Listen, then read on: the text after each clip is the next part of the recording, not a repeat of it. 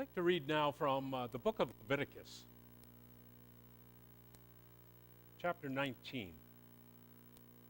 The Lord told Moses to say to the community of Israel, "Be holy, because I, the Lord your God, am holy. When you harvest your fields, do not cut the grain at the edges of the fields. And do not go back to cut the heads of grain that were left. Do not go back through your vineyard to gather the grapes that were missed or to pick up the grapes that have fallen. Leave them for poor people and for strangers. I am the Lord your God. Do not steal or cheat or lie. Do not make a promise in my name if you do not intend to keep it. That brings disgrace on my name. I am the Lord your God. Do not rob or take advantage of anyone. Do not hold back the wages of someone you have hired, not even for one night. Do not curse the deaf or put something in front of the blind so as to make them stumble over it.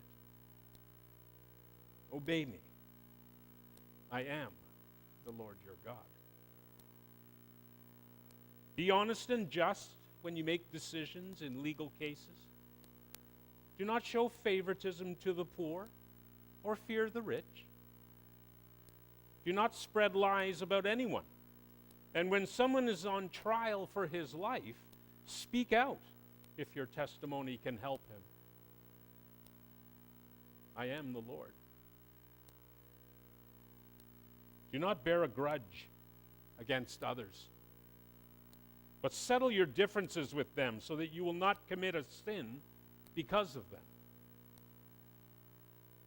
Do not take revenge on others or continue to hate them, but love your neighbors as you love yourself. I am the Lord.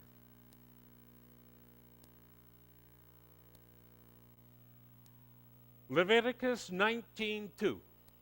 Be holy, because I, the Lord your God, am holy.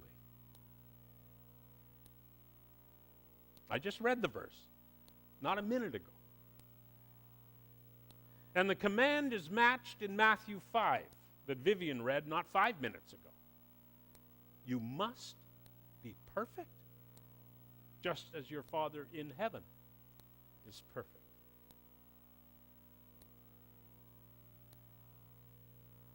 Have I got you feeling a bit uneasy? Well, let's come out with it. The whole subject of perfection and holiness makes us squirm. It's fine for God to be holy. Everyone knows that God is holy. But we have a pretty good sense that most of us are not holy or holy enough.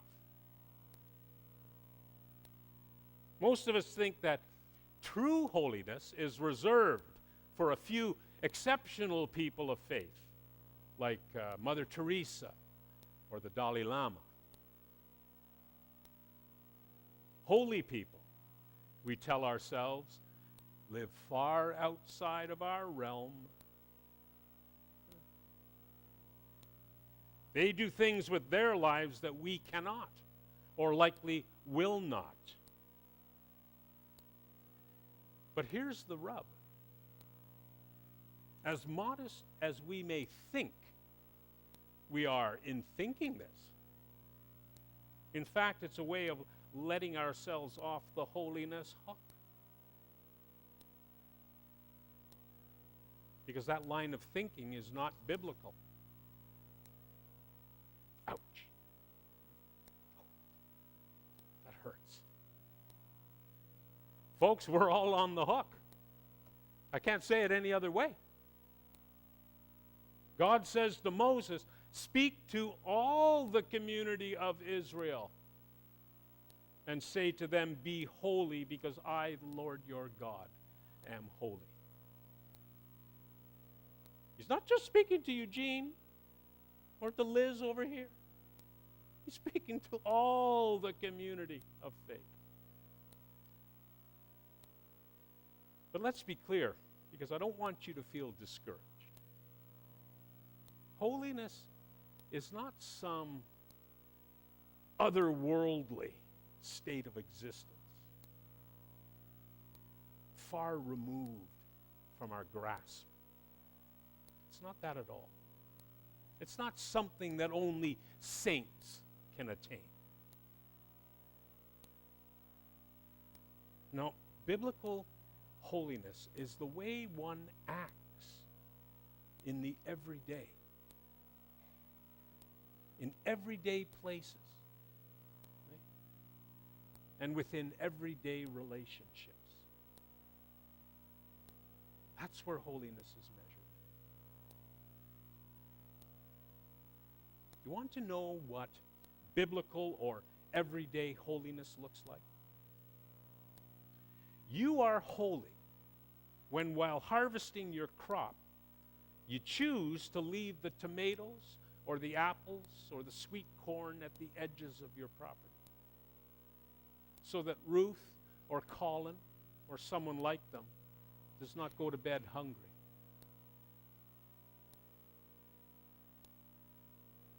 Holiness is not always making grand sacrifices to God or speaking pious prayers, head down, hands folded.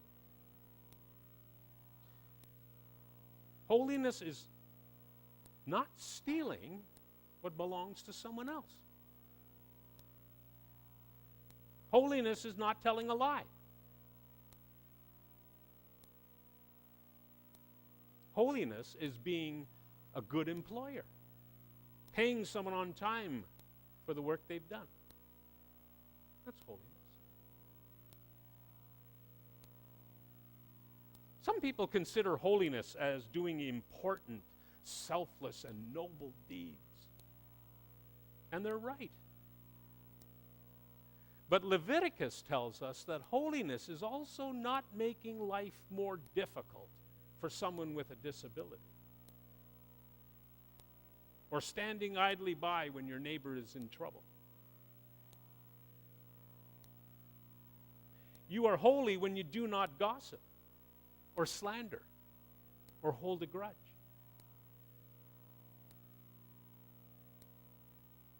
You're holy when you're fair to everyone equally, without being influenced by either pity or greed. The everyday. And beyond the actions we take, holiness is reflected in the very words we use with others. I think this is important. The words.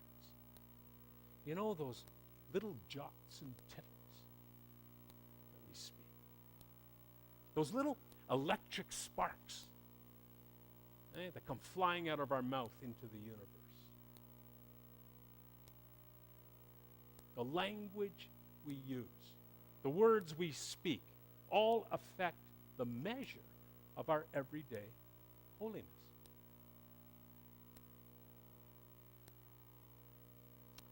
There once was a wise sage who wandered the countryside. One day, as he passed near a village, he was approached by a woman who told him of a sick child nearby. She beseeched him to come help the child. So the sage came to the village, and a crowd gathered around him. For such a man was a rare sight. One woman brought the sick child to him, and he said a prayer over him. A man yelled from the crowd, "Do you really think your prayer will help him when medicine has failed? You know nothing of such things. You are a stupid fool," said the sage to the man. course, the man became very angry with these words, and his face grew hot and red.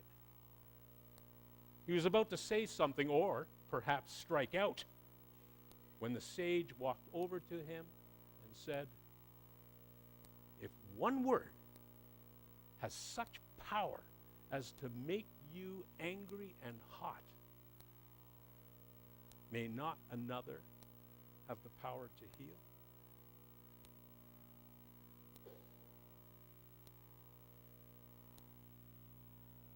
And thus the sage healed 2 people that day.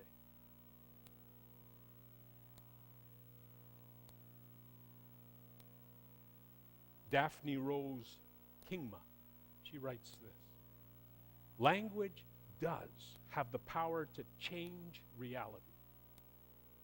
Therefore, treat your words as mighty instruments, the mighty instruments that they are to heal, to bring into being, to nurture, to cherish, to bless, and to forgive. And if I may, can I add this? Let us all consider our actions and choose our words with the singular purpose of being holy. Right? Holy, holy in every day and in every way, everywhere, and with everyone we meet, just as the Lord our God is holy. And if that's not possible, if even as I'm speaking, your heart is telling you, "No, Frank, that is not possible," then at the very least, folks, this is what I ask you. Let us die trying.